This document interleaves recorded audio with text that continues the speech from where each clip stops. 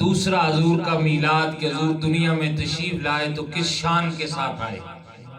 محبت سے کہہ دو سبحان اللہ. کوئی پابندی نہیں ہے سبحان اللہ پہ، لیکن سبحان اللہ رب کی تسبیح ہے، کسی دنیا دار کا نعرہ نہیں ہے.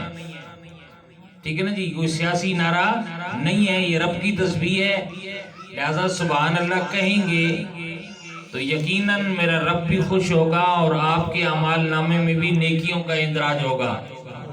اور یہ گھر، یہ حویلی جس جگہ ہم بیٹھے ہیں، اس کے اندر بھی اللہ برکتیں پیدا فرمائے گا. مقصد تو برکتیں ہیں نا جی. اس لیے پہلا مقصد یہ ہے حضور کے ذکر کی، حضور کی میلاد کی محفل سجانے کا. پہلا جو مقصد ہوتا ہے وہ یہ ہے کہ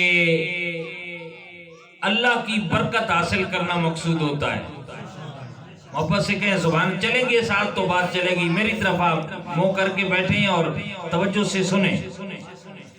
آپ جو ہے وہ مقصد کیا ہے؟ اللہ کی برکت حاصل کرنا. پہلا مقصد ایسی محفلوں کے منعقد کرنے کا اللہ کی بخشش حاصل کرنا. کیوں کہ انبیاء کا ذکر میرے مصطفیٰ کے فرمان کے مطابق یہ رب کی عبادت ہے. حضور نے فرمایا ذکر الانبیاء من العبادہ و ذکر الصالحین کفارہ.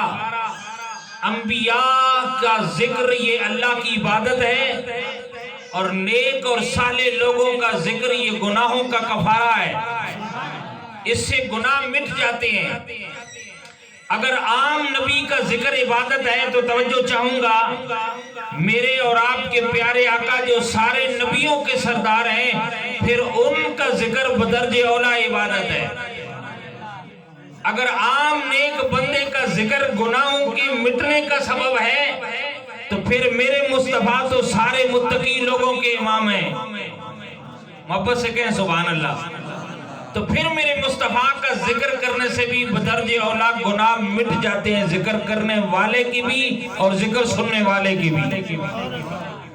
اس لیے ہم حضور کے ذکر کی محفل سجاتے ہیں اللہ کی رحمت اور اللہ کی برکت حاصل کرنے کے لیے. دوسرا مقصد یہ ہوتا ہے کہ امام الانبیاء صلی اللہ علیہ وآلہ وسلم کی شان اور عظمت سے آگاہی مقصود ہوتی ہے. ٹھیک ہے نا جی. خاص طور پہ نوجوان بچے آتے ہیں، بڑوں کو بھی پتہ ہوتا ہے لیکن بہت سے لوگ ہوتے ہیں ان کو نہیں پتہ ہوتا کما کو. اس لیے جب وہ ایسی محفلوں میں آتے ہیں اور اپنے نبی کے معجزات سنتے ہیں، امام الانبیاء کے کمالات سنتے ہیں، حضور کی عظمتیں سنتے ہیں، تو ہر ایک آنے والے کو پتہ چل جاتا ہے کہ اللہ نے آمنہ کے لال کو کیا مقام و مرتبہ عطا فرما رکھا ہے. اس لیے حضور کی عظمت سے بندے کو آگاہی نصیب ہوتی ہے. اور تیسرا اور اہم مقصد ہم ایسی محفلوں کے انعقاد کا جو مقصد ہے وہ یہ ہے کہ ہم اپنے رب کا شکر بجا لانے کے لیے اس محفل کا انعقاد کرتے ہیں کہ اے میرے مولا تیرا شکر ہے، تو نے ہم پہ کرم نوازی فرمائی ہے اور اپنے نبی کی صورت میں ہمیں سب سے بڑی نعمت سے مالا مال فرما دیا ہے. بھائی حضور صرف نعمت ہی نہیں ہے بلکہ نعمت عظمیٰ ہے، اللہ کا فضل کبیر ہے، بلکہ حضور تو وہ نعمت ہے جن کے صدقے اللہ نے ہمیں ساری نعمتیں عطا فرمائی ہے. جن کے صدقے ساری نعمتیں عطا فرمائی ہے. حضور صرف بڑی نعمت ہی نہیں ہے بلکہ آپ کے صدقے اللہ نے ہمیں سب کچھ عطا فرمایا ہے. بلکہ جو کچھ بنا کائنات میں، یہ زمین، یہ آسمان، یہ سورج، یہ چاند، یہ ستارے، یہ دن اور رات، یہ سارا صدقہ آمنہ کے لال کا ہے. جس کو سمجھ آئیے محبت سے کہے سبحان اللہ. اچھا یہ میرے جذبات نہیں ہیں جی، میں اس پہ آپ کے سامنے حدیث قدسی رکھنا چاہتا ہوں. حضرت شاہ عبد الحق محدث دہلوی نے بھی، علامہ اسماعیل حقی نے بھی اس حدیث کو بیان کیا ہے کہ اللہ تبارک و تعالیٰ نے جناب موسیٰ کلیم اللہ علیہ السلام کو